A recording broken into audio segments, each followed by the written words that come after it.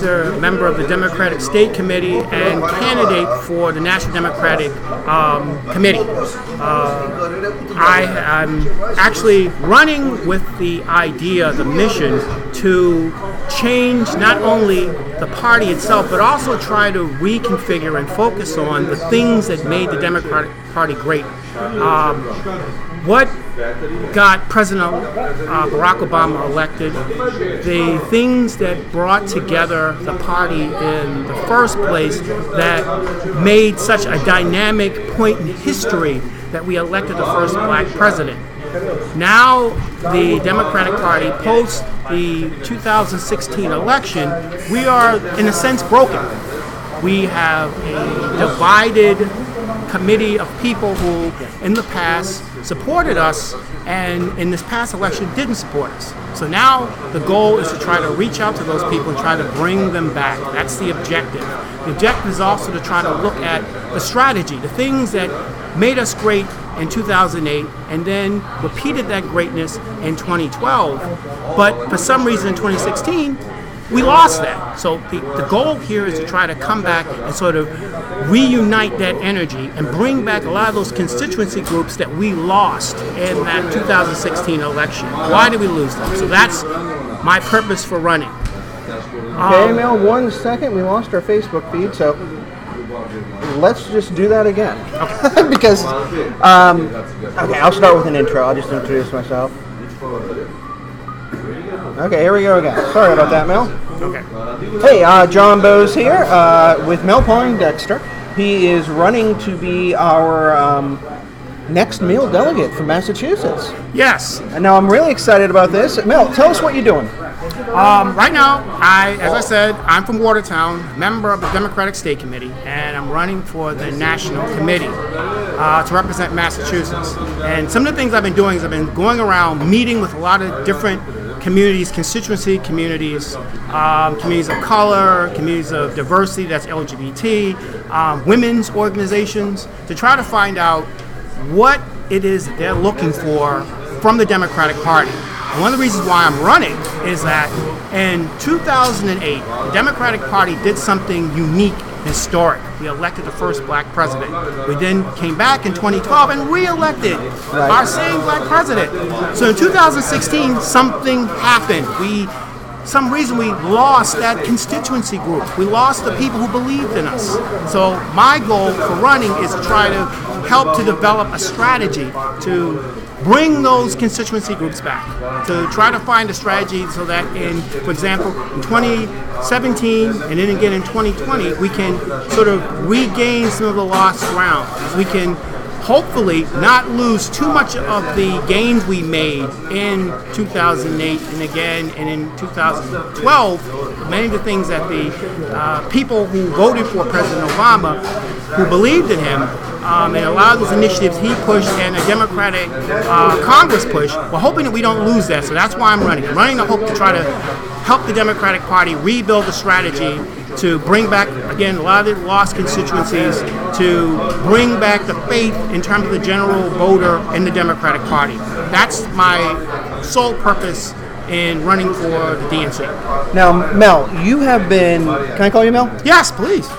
You've been an activist for I don't know how long. 16 years in Massachusetts. I've been a member of the Democratic Party for 16 years. Tell us about your experience. I've been the chair of the Affirmative Action Subcommittee for the Democratic Party. I've been the chair of the National Delegate Selection Committee, and that's the committee that elects delegates to the National Convention. And I was the chair for that in 2008, which, by the way, elected first black president. First black president. Yes, I was the vice president of my electoral college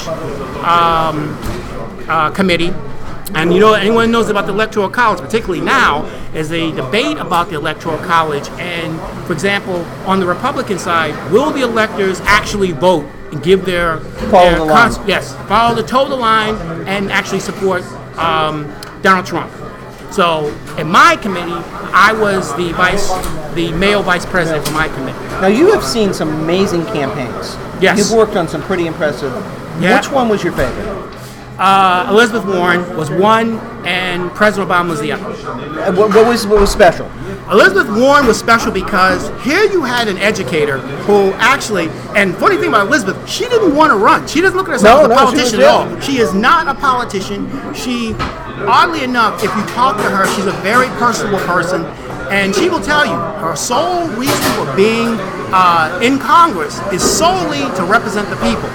And off and on, given the frustrations that she has, she constantly talks about, I can't do this anymore, and I want to quit, and we won't let her. Right. I mean, we constantly talk about it. We're all constantly saying, we're not going to let you quit.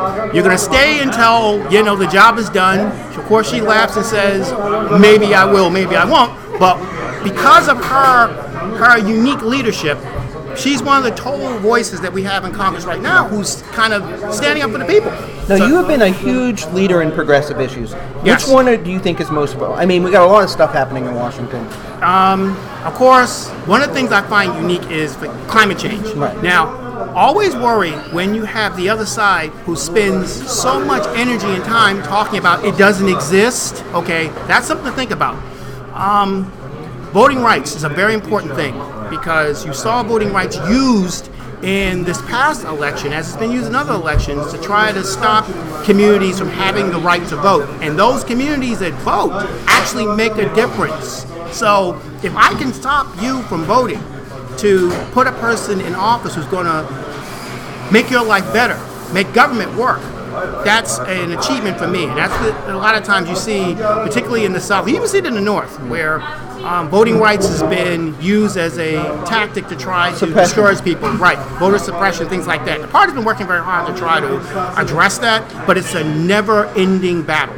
Now, you're running for a seat. Yes. That is being vacated by our now chair, Gus Bickford. He serves 4-year terms, so you're going to have basically 3 years.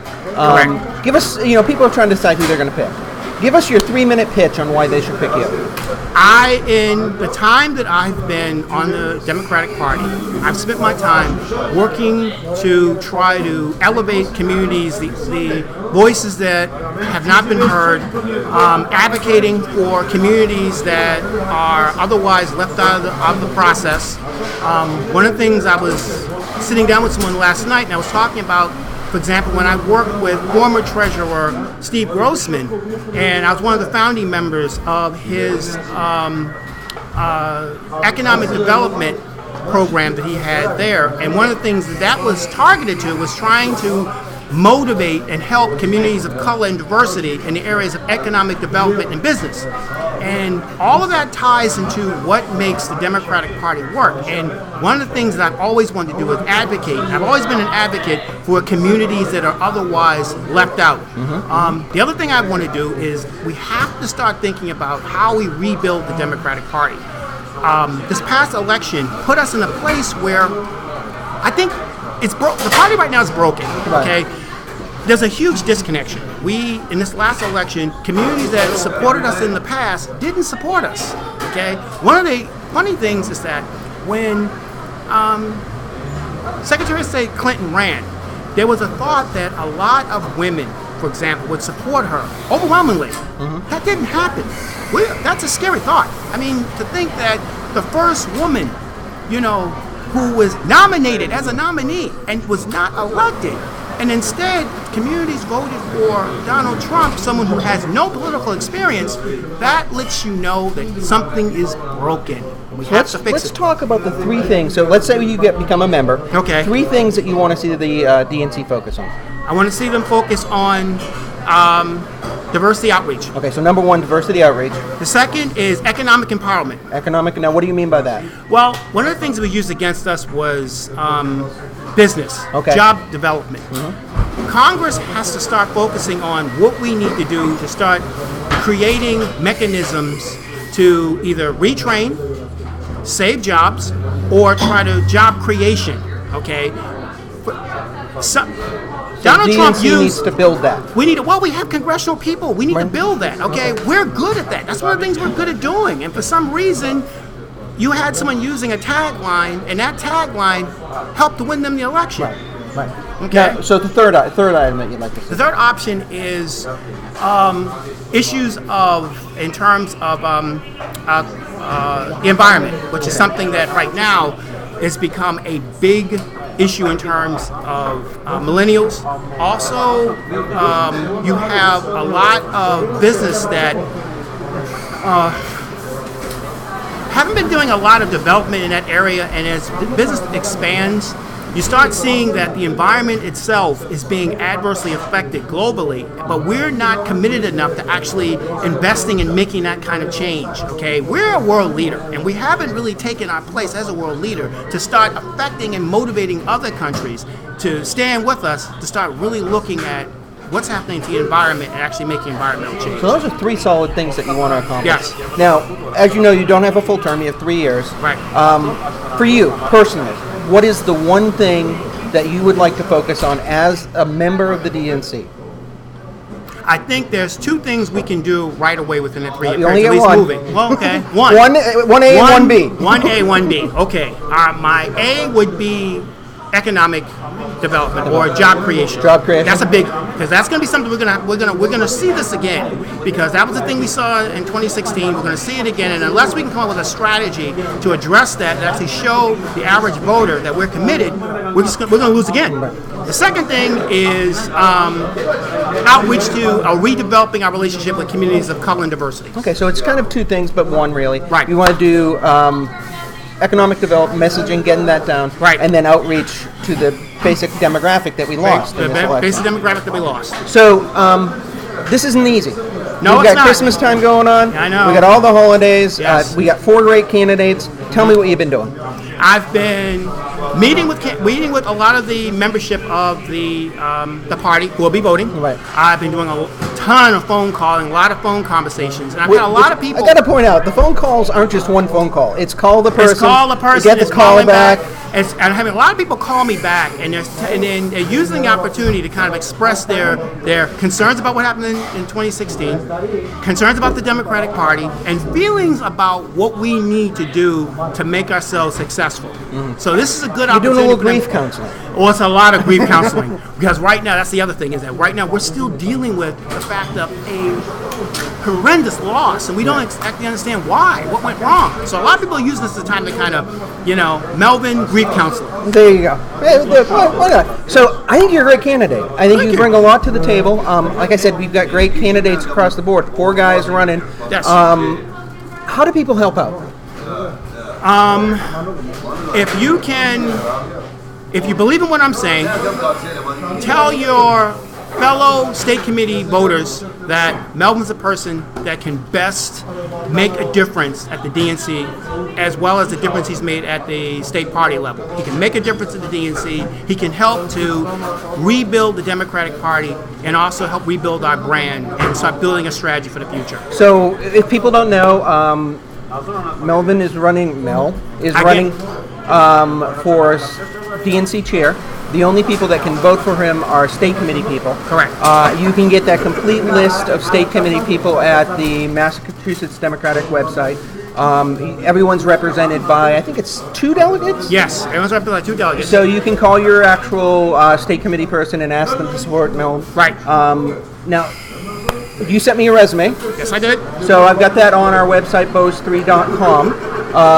You've got a Facebook page, which is under your full name. Under my full name, there's also the Massachusetts Democratic Black Caucus. There's a Facebook there, and there's also my Twitter account, which is Political Reach. Okay, reach there, and I have At a lot. Political Reach. At Political Reach. Okay, so if you want to look him on Facebook, it's Melvin. Melvin Poindexter. That's on Facebook, and also Massachusetts Democratic Black Caucus. That's on Facebook, and at Political Reach. That's Twitter.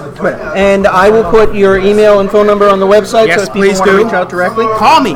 He's very accessible. Yes, So, please. this has been the second interview that we've done. We've got 2 more left. I want to thank you for coming up. Well, thank you for inviting me. And I'm hoping everybody, if you have any thoughts, please feel free to contact me and contact your state party representative and let them know Melvin's the guy for the job. So please make sure you like us at Facebook/Bose3Pod. and check out the website, pose3.com. 2 more interviews to go. I hope you guys have. Was this good? Easy? It was very good. I really appreciated it. I really enjoyed it. So look for the video. I will talk to everyone later. Don't move.